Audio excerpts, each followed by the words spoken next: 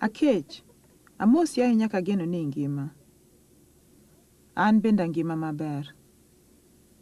Something very special has happened. We have a visitor from America. After 27 years, he is suddenly here. My brother.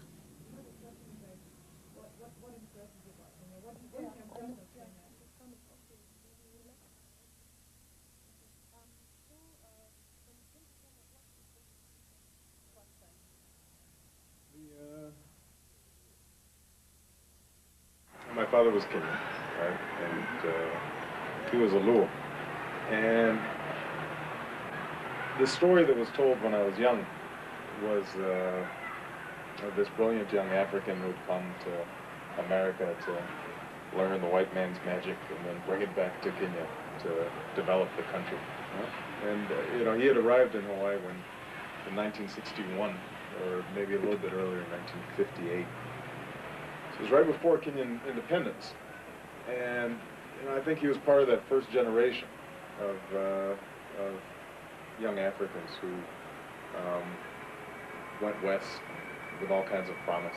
And that's where he met my mother, and they got married. And then he left when I was about 2.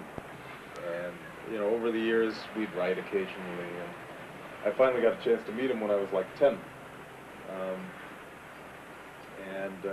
He was a very impressive figure, a little frightening because he had this deep voice and this British accent, and was quite bossy and sure of himself and intimidating.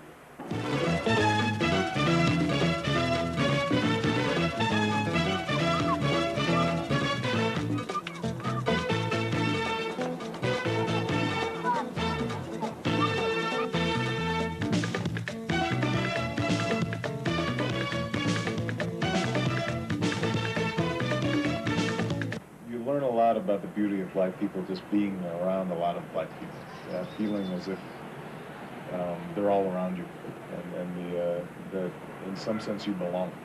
Even though, ironically, a lot of Africans will look at black Americans and say, they're Wazungus, or they're white people. Ironically, it was the death of our father that brought us together. Since then, we had kept in touch through letters. Our letters, however, did not prepare us for when we would finally meet. I was afraid that Barak, my brother, would not be comfortable with us. I was also afraid that we would not know how to relate to him. After all, he was from a totally different world to ours. The most important thing for me coming back was seeing my family, and that was the main purpose, and I think the thing that moved me the most was going to home squared and meeting my grandmother and my brothers and my uncles. So you like this? Yes. Okay, let's try it on. We have to try it. Even though it's hot, you tell her, even though it's hot, we still have to try it just to make sure it fits. It's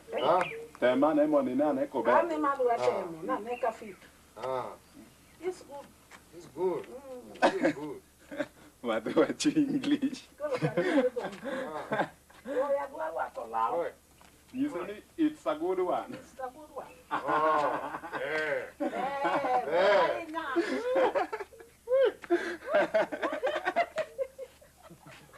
It's good. Huh? It's good. Tell her it fits. What's happening? Are you okay? I'm doing fine. I'm going to get a smoke. My brother does not speak Luo, our mother tongue. We're forced to talk in English. A white among blacks, the family jokes. Through discussion, Barak is able to learn about the traditions of his forefathers. Unfortunately, a lot of the explanations for the ways of the Luo are not known anymore. The answers to his questions are often vague and unsatisfactory. Why is it that Obongo had to build the hut down in that direction, down there? Why did we have to move out of the house? What did this mean? What did it mean? Move out of this compound. Right. Yeah. Yeah. What did it mean? Traditionally, somebody like Obongo, he can't build in the grandfather's compound. He's not allowed. He's not allowed. So if he wants to build, he has to build outside the compound. I can't live and make my own home out or outside the compound. Right. Before Ma does that one, because we inherited it from our four-grandfathers, and it's traditionally or stereotype like that. We just can't do it because they say that if I just do it, If he comes back, he doesn't step into my compound. Do people feel like they've lost something when, you know, you said it's just a tradition, nobody knows why. I mean, how does that make you feel? Or how does that make you feel, Yusuf, when you know, we still have these traditions, but they're thin now. We're not sure which ones are which, and nobody follows them anymore, and some people follow them and some people don't. And is that a good thing? Is that a bad thing? It's not good because, you know, there are some reasons why they were laying such traditions, Right. but some of the reasons are hidden. Right. You can just Only the old people may know the reason, but they will not like to tell you. Right. Yeah. They'll just say, tell you, all right, no, that is bad, don't do it. But the reason they won't tell you.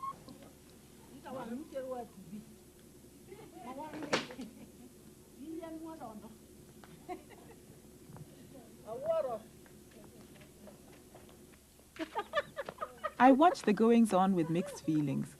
The new member of the family does not seem to have in any way disrupted the daily routine. It is as if his being there is to the family only proof of the fact that the son they lost and whose name Barak carries has returned to be among them. Two brothers. Do they understand each other? Is it possible for Barak, at this stage, to get to know and to understand the traditions and ways of his father's people? In order to answer his question, I myself have to ask. Kaka koro odwani. Nino kaka koro odwani. Koro Bob abongo, in ibiri kelo jaodi mokendi. Tubro ninde odwaka. To gichik luo okdwar kamano, tim kamano.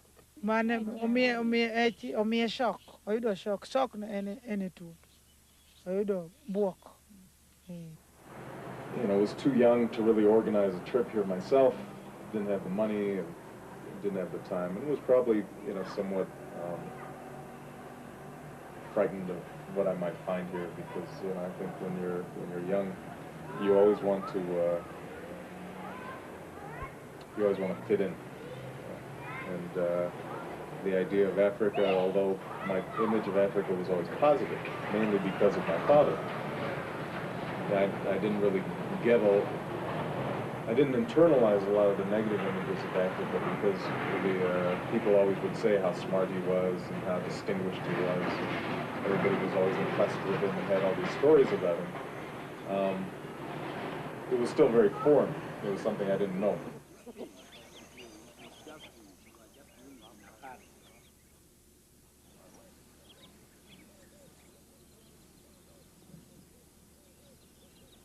We take a walk to show my brother and his fiancée the neighborhood. My brother is surprised by what he sees. Where are all the villages that we always see in books on Africa, he asks. According to those books, we all live on one compound with a chief's hut in the middle. He is told that such villages do not exist in Luo country. They were built during colonialism to serve the system. Having all the families together was a means of watching and controlling the Africans more effectively.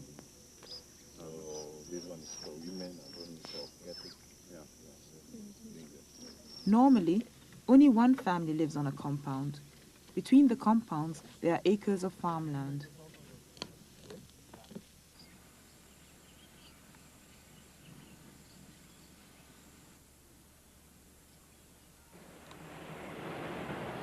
As I got to know the country better, as I've written newspapers and I talked to Kenyans, then those initial, very personal impressions start blending in with political impressions about the country. And everybody's out of school. We meet a student who has been sent home from the university. The students demonstrated because of the introduction of tuition fees. The police came and started shooting at them. All universities in the country have been closed till further notice. So what will happen if your parents have signed?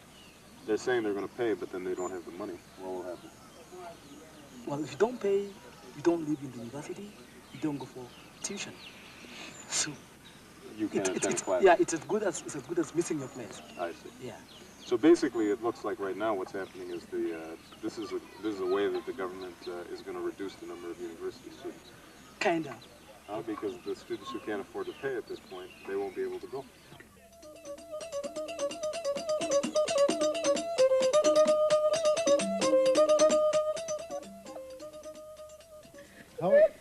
Mama, how is this woman related to us? Ask Granny. She's saying, hello, how are you, my son? How do you say mother? Mama. Mama. You wouldn't have imagined, could you?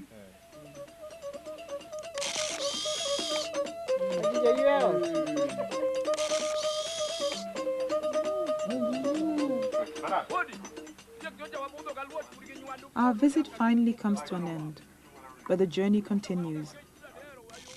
My brother wants to discover the rest of his father's country. We take leave of the family. Seeing my father's grave and my grandfather's grave,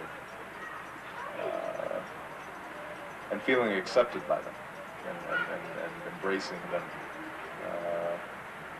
was important for me, and sort of filled a hole that I had felt for a long time.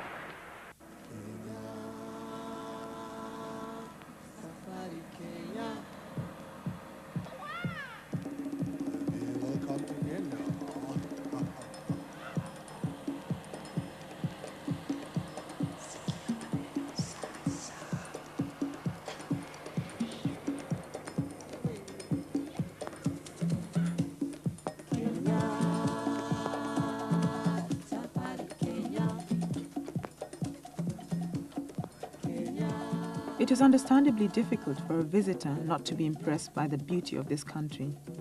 My brother is no exception. Whereas I am skeptical, I see the country through the eyes of a Kenyan, my brother, an outsider, is able to enjoy its beauty. Proudly, he shows his fiancée his second home. In my eyes, the beauty that they see and are so impressed by is marred by my knowledge of how excluded almost all Kenyans are from this experience. These strangers move about our country as a matter of course and with disturbing confidence. It seems to me that as far as the tourists are concerned, there are no limitations.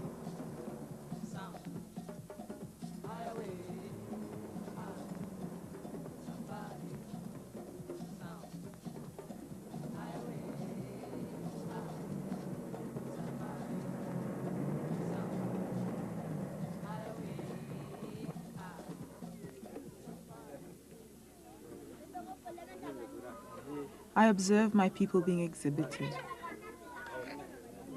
exhibiting themselves. Who would want to miss such a spectacle? A folks exhibition. On this day, my brother refused to come on the tour.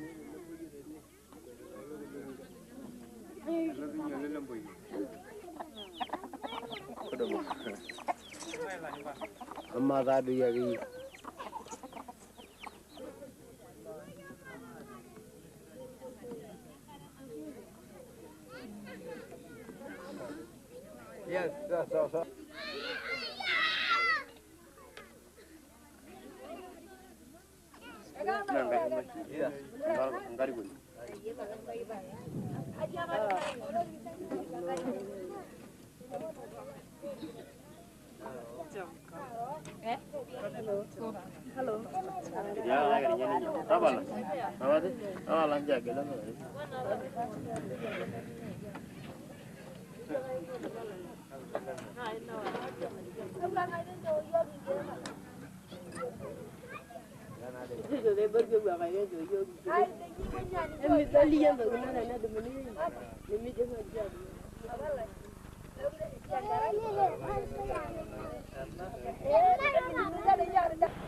It makes me frustrated to see that that blacks in Kenya don't have more confidence in the possibility of shaping their own fate and their own destiny. I'm deeply saddened by a sense that whites are still superior in this country, in some sense, that if you sit at a restaurant, they're served before a Kenyan is served. If you go through customs, a white person's going to have an easier time going through customs.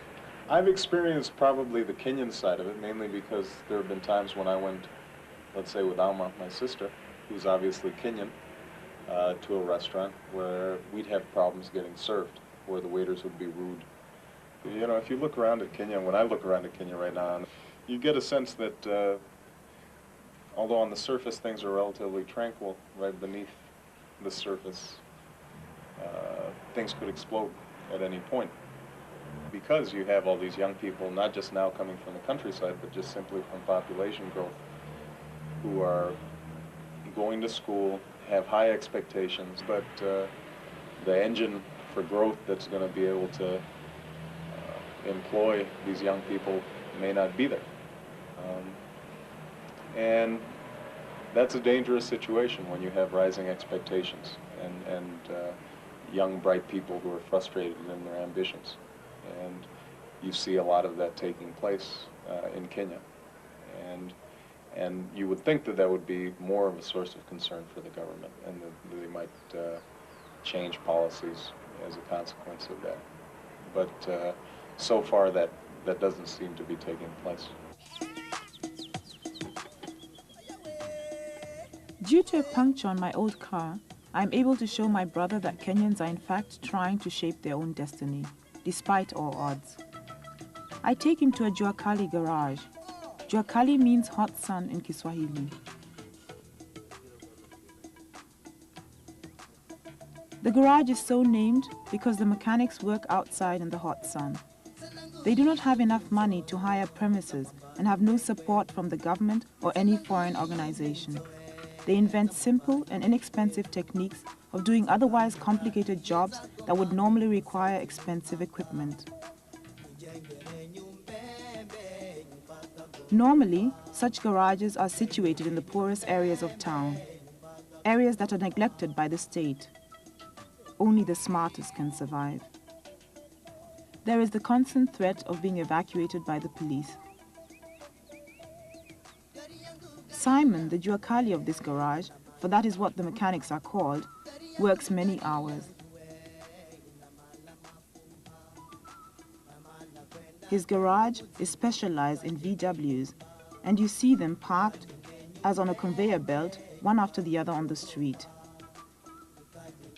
The mechanics work on several cars at the same time. Simon's 4 sons also work in the garage. There is more than enough to do.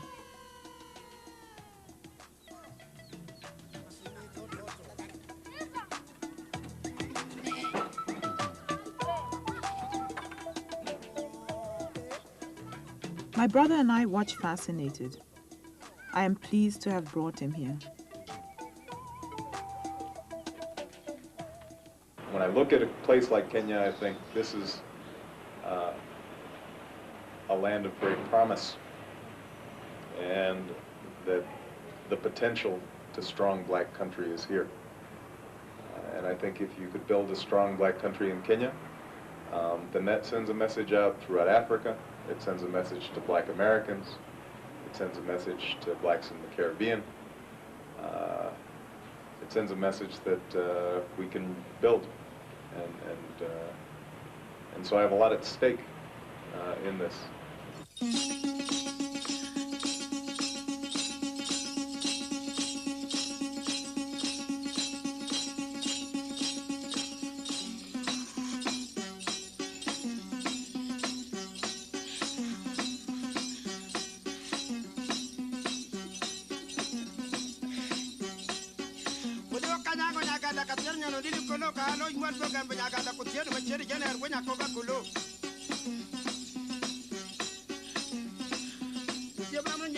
All the way to Cobra, Nyango Nyaganda.